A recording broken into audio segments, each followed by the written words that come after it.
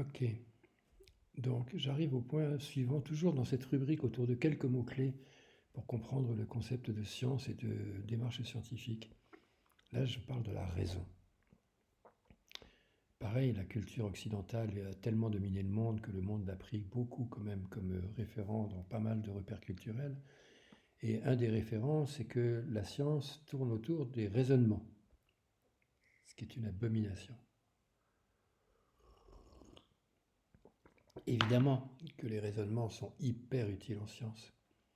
Mais comme je l'ai dit dans les 4 premières étapes, la démarche scientifique, ça commence par observer. Et les observations ne se font pas par la raison, comme elles peuvent se faire après, de dire tiens, il y a des liens, il y a des corrélations entre telle et telle chose. On peut modéliser après, mais l'observation basique, principale, fondamentale, elle est toujours dans les 5 sens, elle est toujours dans les, ou le sixième aussi pour le monde subjectif, elle est toujours dans le ressenti. Et qu'est-ce que c'est que la raison? Les mots ont une origine phénoménale comme intérêt, parce que trouver un mot qui va coller, en général, ça prend du temps, du travail, et il est pas creux. Donc le mot raison, il est bâti sur le mot ratio. Et le ratio, c'est un rapport en quoi? Ben, entre deux choses.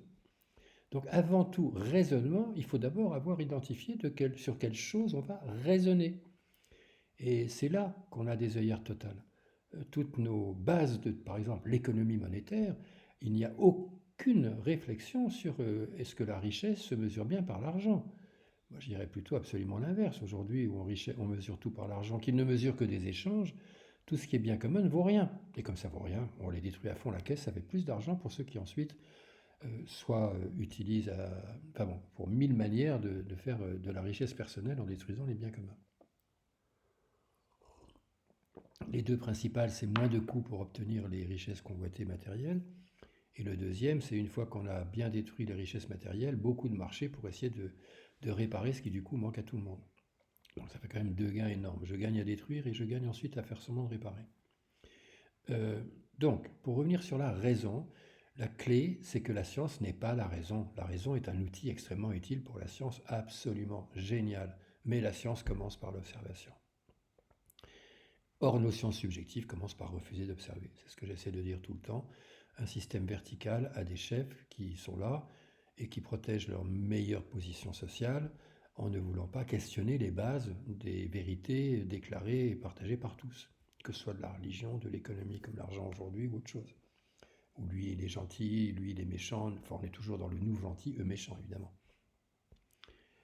Donc la grande clé que je mets là sur le mot science par rapport à ce mot la raison, c'est que la raison est un outil et que des sciences qui n'utilisent pas la raison, c'est pas grave. Par contre, des sciences qui utilisent la raison avec des mauvaises fondations, ça c'est très grave. Et c'est ce que font toutes nos sciences subjectives. Elles raisonnent, elles sont ravies de raisonner partout, de mettre des chiffres partout, de mettre des statistiques partout, ça fait très bien, mais surtout ne questionnez pas les fondations, ne questionnez pas les points de départ. Ben avec ça, on est mal parti pour questionner la source de nos destructions systématiques. Voilà, un autre point sur tous ces mots-là, c'est que du coup, et c'est très important, les vérités ne se démontrent pas.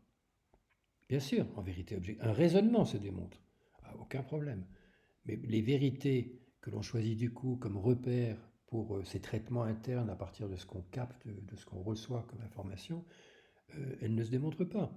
Par contre, on les choisit par rapport à, un, la validité des informations de base, c'est-à-dire des perceptions fondamentales qui ont abouti à des raisonnements, et deux, effectivement, après, on peut voir si les raisonnements sont justes. Mais la démonstration se fait sur un raisonnement, elle ne se fait pas sur les prémices du raisonnement.